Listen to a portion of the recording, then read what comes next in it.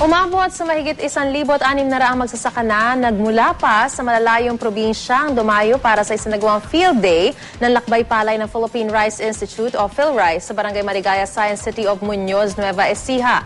Dito ay tinuro sa mga magsasaka ang iba't ibang klase ng binhing palay at mga makabagong paraan ng pagtatanim lalo na ngayong nakaamba ang climate change.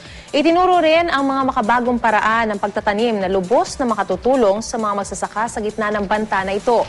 Isa sa mga tagapagsalita ng programa ang editorial and science consultant ng GMA Network na si Karen Cardenas. Laking pasasalamat naman ng mga magsasaka sa kanilang mga natutunan sa naturang programa. This is an annual activity. In fact, we do it twice a year pagka-harvest time. At ini-invite natin yung mga farmers in surrounding provinces. We are showing them lahat ng bagong technology. Kailangan malaman namin yung mga kwento nila para mapaabot natin sa sambayanan para maintindihan nila yung mga dangers, yung mga panganib ng mga magsasaka para sa climate change, sa darating na climate change kasi sila yung pinaka nanganganib.